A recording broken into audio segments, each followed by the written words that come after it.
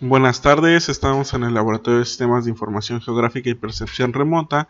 Hoy vamos a ver la teoría correspondiente a la semana 5, donde el tema que nos toca son las clasificaciones. Ya en la semana anterior empezamos a hablar sobre los fundamentos de la percepción remota, la longitud de onda, los satélites, el espectro, la división de las bandas y cómo se capturan diferente información espectral y diferentes resoluciones. El día de hoy vamos a ver algo más práctico, que es cómo esa captura de datos por medio de satélites la podemos utilizar para generar mapas temáticos o para poder identificar diferentes coberturas de suelo. Bien, entonces comenzamos. Vamos a ver los temas que vamos a ver aquí. Va a ser la extracción de información temática, los tipos de clasificación, que va a ser supervisada o no supervisada, la clasificación FUSI, contextual o segmentación. Hemos preparado una práctica donde se van a ver la clasificación supervisada, no supervisada y segmentación. También están los sistemas neuronales y la selección de bandas y evaluación de la calidad de una clasificación. La clasificación dura, empezando con el tema, van a ser los algoritmos de clasificación supervisada y no supervisada. Y estos son los que se han utilizado en su gran mayoría. Ustedes los mapas de uso de suelo que ven, la primera información que se extrae para generar estos mapas son a partir de una clasificación dura. Y de ahí podemos tener categorías discretas, es decir, bosques, agua, ciudad, montaña, nube, etc. Se dicen que son discretas porque la categoría de una vez que se ha sido asignado, por ejemplo, al bosque, esta categoría solo puede ser bosque. Así tenga un poco de lago, o sea, límite entre un lago y el bosque, la categoría pertenecerá únicamente a una de estas dos, no podría ser a las dos. La extracción de la información temática va a estar dada por los datos, que son los rebotes de luz que se capturan en cada uno de los píxeles dependiendo del satélite, y eso lo vamos a tener como información. Esa información viene dada a nosotros como una imagen, y esta imagen puede ser multibanda como la que vimos de Acapulco, o puede ser unibanda o tribanda como la de los drones últimamente. A esta imagen, dependiendo de en qué calidad la descarguemos, le podemos aplicar una corrección geométrica. Esta corrección geométrica lo que hace es georreferenciar la imagen, es decir, ponerla en la misma proyección cartográfica que en la que estuviéramos trabajando. La clasificación que vamos a ver ahorita es multiespectral y vamos a dividir los algoritmos en paramétricos y no paramétricos. Los no métricos o los paramétricos incorporan datos nominales y los paramétricos van a ser los datos como la lógica supervisada o no supervisada, la lógica dura o lógica difícil, suave o fuzzy, y la lógica de píxel por píxel o híbridos. Dentro de la clasificación paramétrica vamos a tener que nuestros datos o nuestros píxeles que expresan el rebote de la luz, dependiendo del objeto con el que reboten, van a presentar una distribución normal y tienen conocimientos de las funciones de densidad, es decir, nos estamos basando en el teorema del límite central, donde dice que a mayor número de muestras los datos van a tender a presentar una distribución normal. También vamos a tener algoritmos de máximo verosimilitud, como son los de Max Lighthood o la clasificación no supervisada, que se hace por medio de clusters. Las no paramétricas, en cambio, van a requerir no requieren una distribución normal, y el conocimiento de las funciones de densidad está dada por la densidad que haya o que se encuentre bajo una zonificación. Más adelante vamos a ver ejemplos de ellos para ser más precisos. Bueno, entre ellos, de los no paramétricos, vamos a ver que el vecino más cercano es uno de los principales que se usa en esta clasificación. La clasificación multiespectral también vamos a estar dada por los tipos de datos. Si son datos reales, por ejemplo grados Celsius, o la radianza del 0 al 8%, o datos nominales que van a ser de una clase 2, etcétera, etcétera. La clasificación supervisada, por lo tanto, es dado un tipo de números finitos de píxeles dentro de una imagen, cada píxel pertenecerá solo y solo sí a una clase. Y este tipo de clase no podrá ser repetido por este píxel en otra clase. Es decir, si yo tengo un píxel, este píxel pertenece al bosque y no podrá pertenecer a ninguna otra clasificación. La localización en las imágenes de satélite de las regiones representan estos tipos de terreno. Es decir, pensemos que vamos en un avión o que estamos viendo al planeta desde arriba y vamos a ver que se encuentra en una zona marcada donde está la vegetación, otra zona donde está la zona urbana, otra zona donde está la playa, etcétera. Cada uno de estos son coberturas y aquí cabe aclarar que no es lo mismo una cobertura que un uso. La cobertura es lo que ahorita estamos haciendo, ver y clasificar lo que se observa desde la imagen de satélite. Y el uso de suelo ya está determinado por la actividad económica que se esté realizando de esa cobertura. Para poder realizar la clasificación supervisada se necesitan sitios de entrenamiento, training sites o semillas, también pueden encontrarlos. ¿Y estos qué es? Pues son sitios, son píxeles que por sus características espectrales son utilizadas por el algoritmo para dar clasificación. Pensemos que son biopsias que tomamos de la imagen de satélite o que tomamos en campo para poder entrenar nuestro algoritmo de clasificación. La clasificación supervisada, vamos a presentar entonces estadísticas multibanda por cada uno de estos sitios de entrenamiento. Si nosotros fuimos a campo y tomamos puntos geográficos con nuestro GPS del bosque y estos los usamos para entrenar nuestra imagen de Landsat, vamos a ver que estos sitios de entrenamiento van a caer en 7 bandas. Recuerden la clase pasada que veíamos de Acapulco que tenía 7 bandas. Entonces esos sitios van a estar en la banda 1, la banda 2, en la banda 3. Esos no se mueven. Lo que se mueve es la longitud de onda. Si nosotros con esos puntos se extrae la información de esa longitud de onda, pues vamos a poder tener promedios, desviación estándar, su matriz de covarianza y correlación. Con esta información podemos asignar que todos los píxeles que tengan semejante desviación estándar pertenecerán a una clase. Y si lo hacemos así por todas las imágenes, al final vamos a tener un clasificado de nuestras coberturas. Este tipo de clasificación generalmente pertenecen a diferentes algoritmos, entre ellos está el de máxima verosimilitud, que se encarga de decirnos cuál es la máxima probabilidad que pertenezca un píxel a cierta clase. Al final tendríamos una tabla de este tipo, donde nos dice en name, que sería la clase o la cobertura, el código nosotros igual lo asignamos, píxeles sería el total de píxeles que hay de la banda n para esa clase y el porcentaje que abarca esos píxeles dentro de la banda n. Y así sucesivamente lo podemos hacer por 3 bandas, por 4 bandas, 5 bandas, 6 bandas, 7 bandas. Y al final, mientras más bandas tengamos, mejor va a ser nuestro análisis de cobertura. La clasificación supervisada, a diferencia de la supervisada, no requerimos de sitios de entrenamiento, por lo cual la identidad de los diferentes tipos de terrenos no es conocida, es decir, no tenemos información a priori. El algoritmo forma grupos de píxeles con características espectrales, es decir, vamos juntando píxeles que se parezcan por sus características de radianza.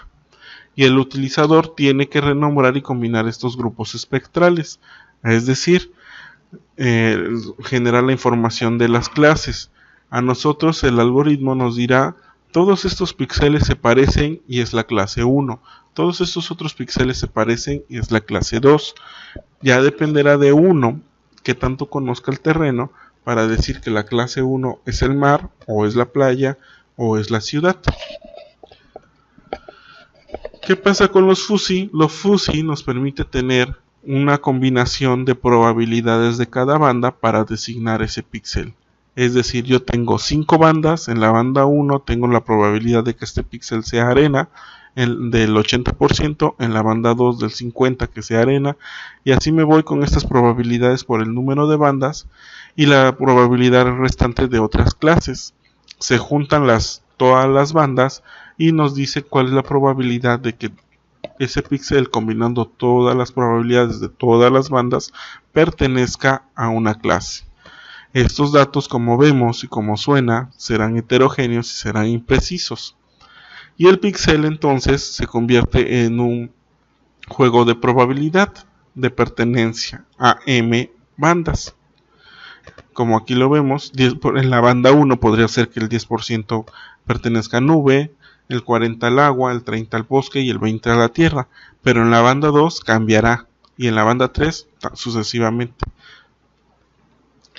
Este es uno de los elementos de la distinción de elementos para una precisión de clasificación.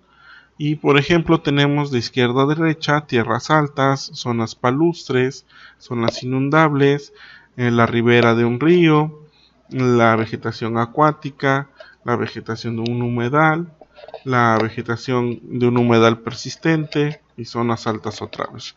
Estos serían tipos de clasificaciones que podríamos ver. Este es un gráfico de la comparación dura versus la clasificación fuzzy. Del lado izquierdo vamos a tener que bueno, en el primer renglón tenemos 4 bandas. Es una imagen multiespectral de 4 bandas. Al final, en la clasificación dura, cada píxel, como pertenece a una clase, nos va a dar un solo mapa o una sola imagen de clasificación que se obtuvo de las 4 bandas. En cambio, en la fuzzy entramos a un juego de probabilidades donde al final, de acuerdo a la probabilidad que nosotros asignemos, nos va a dar una cobertura de suelo. Ahora, la clasificación, por lo tanto, en la clasificación dura es una clasificación píxel por píxel. Un píxel va a pertenecer a una clase y solo a esa clase. En cambio, podemos tener en la clasificación de fuzzy una clasificación orientada a objetos, donde se conjugan otras características de la imagen, como puede ser la textura o como puede ser las tonalidades, para poder generar esa cobertura.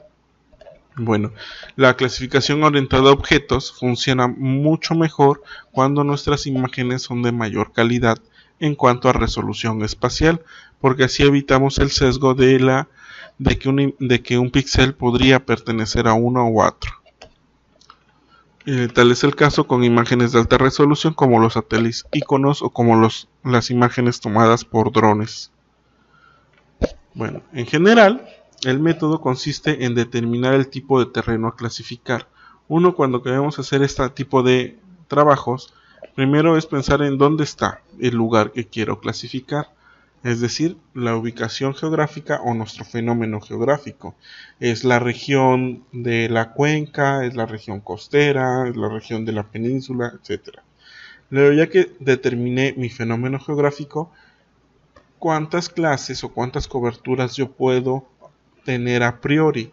Si yo seleccioné la playa y la parte de la zona urbana, entonces podría decir que está la playa, que está el mar, que está la zona intermareal, etcétera, etcétera. Yo tengo a priori ya un tipo de clasificación. Si yo tengo la oportunidad de ir a campo para muestrar con un GPS las coberturas que yo identifique a priori, entonces iré y realizaré posteriormente una clasificación dura. Pero si no tengo yo esa posibilidad, porque el lugar sea muy remoto, no tengo presupuesto para ir a campo e inventariar toda la zona, entonces realizo una clasificación no supervisada. Y esta clasificación no supervisada voy a seleccionar el tipo de algoritmo. Después, ya que definí eso, voy a ver qué imagen de satélite o qué tipo de datos requiero. Es una imagen de satélite con alta resolución espacial, es decir, quiero que mi clasificación sea en un tiempo dado lo más preciso que se pueda. O necesito alta resolución temporal porque voy a hacer un análisis de cambios de uso de suelo. O necesito algo espectral porque necesito diferenciar muy bien la arena de playa de las construcciones en la zona urbana. De eso debo de ir pensando. Y luego está la información acerca del ambiente. ¿Qué tipo de terreno tengo? ¿Qué condiciones hay ahí? ¿Se presenta mucha nubosidad? se presenta mucha humedad, porque estos van a intervenir en los procesos que tenga que hacer a la imagen antes de trabajarlas, o lo que se llama preproceso. Y aquí es donde inician las correcciones en el preproceso. Por ejemplo, si yo quiero hacer un análisis de cambios de uso de suelo y mis imágenes ya están seleccionadas, son del mismo satélite, nada más que diferente año, tengo que hacer a fuerza una corrección atmosférica o radiométrica. Estas que hacen, eliminan el ruido de la atmósfera dejando dos zonas comparables entre sí. Si no, pudiera ser que mi mapa de cobertura me dé un resultado que sea un falso, porque la interacción de la atmósfera no es la misma en el año 1 que en el año 2. Es decir, en el año 1 o 2 pudo haber habido más vapor de agua, y eso me va a determinar que en mi vegetación salga alterada. Si yo hago estas correcciones, entonces puedo compararlas en el tiempo. Después tengo que seleccionar el método, si va a ser paramétrico o no paramétrico, también dependiendo de lo que yo quiera observar. O si va a seleccionarse un algoritmo que va a ser supervisado o no supervisado, o un híbrido entre ellos. Después seleccionar la banda. Si yo quiero clasificar vegetación, pues la banda del agua o la banda 1 no me serviría de mucho. La otra es qué tipo de estadísticas voy a hacer para poder evaluar mi modelo. Y por último, tener una extracción de la información temática que me lleve a una evaluación precisa. La clasificación Fusino, tenemos un método estándar. Este va a depender de qué es lo que queramos observar. Por lo tanto, también se hace muy difícil su evaluación, porque va a haber igual número de evaluaciones e igual número de formas de hacer la clasificación. Pero en las clasificaciones duras sí ya hay protocolos que debemos de seguir y que están sumamente claros para que se puedan hacer comparaciones en diferentes espacios o en diferentes tiempos. Bueno, si nosotros optamos por la clasificación supervisada, debemos de tener en cuenta cómo se va a seleccionar los sitios de entrenamiento y qué estadísticas hay que extraer. Ya les decía que los sitios de entrenamiento son biopsias, o son tomas o son muestras en el terreno de las coberturas y condiciones ambientales que haya en él. Estas se recomiendan que sean homogéneas, es decir, yo tengo mi predio de 16 hectáreas, que es un cuadrado, no me cargue a la esquina inferior izquierda y ahí tenga mis 16 muestras, sino que estas las esparza por toda el área posible, ¿no? Eso sería lo mejor. Si no se puede, porque las condiciones así no los permitan, entonces tratar de hacer unas estratificaciones, es decir, ir midiendo dónde puedo tener los sitios y con eso ir entrenando nuestro modelo. La otra es selección por sitio, los píxeles que los representan y los cálculos de estadística. Esto va a estar en función del número total de píxeles, donde n bandas va a ser igual a 10 a la n por sitio de entrenamiento. Es nuestro método de muestreo. Si yo tengo 7 bandas, que es el de Landsat, entonces tendría 10 a la 7 por cada sitio de entrenamiento, es decir, 10 a la 7 píxeles para muestrear la arena, para muestrear el bosque, para muestrear el mar, etcétera, etcétera. ¿Cómo los obtengo? Pues una es visita del terreno, y ahí en el terreno voy a documentar todo, tipo de altura, diámetro del árbol, qué condiciones atmosféricas hay, si estaba nublado, si estaba soleado, qué día es, etcétera, etcétera. Si están en el mar, marea, si fue la marea alta, si fue la marea baja, si hubo condiciones de viento o no viento, porque todo eso me va a meter información que pueda después ayudarme a tener una clasificación mucho mejor. Si yo voy a usar otro producto de percepción remota, por ejemplo, yo tengo mi imagen Landsat y tengo una de sus imágenes aéreas de una avioneta que es de mayor resolución espacial. Entonces yo puedo usar esa imagen de la avioneta como mi sitio de entrenamiento, siempre y cuando correspondan a un periodo temporal acorde a nuestro objeto de estudio. ¿A qué me refiero con acorde? Si yo estoy evaluando crecimiento de la vegetación, entonces ese periodo podría ser de desfase entre la imagen de satélite y la imagen de la avioneta de más o menos un mes, pero no así de más o menos 2 meses, porque entonces mi vegetación ya cambió y no lo podré hacer. Pero si yo lo estoy haciendo para cuestiones edafológicas, ese periodo puede extenderse y pueden llegar incluso a poder un desfase de 3 o 4 meses. Depende de qué es lo que quiera, cómo puedo seleccionar mi sitio de entrenamiento. Bueno, las estadísticas por cada sitio de entrenamiento puedo tener el promedio, la desviación estándar, la varianza, valores mínimos y máximos, es decir, todos los de tendencia central,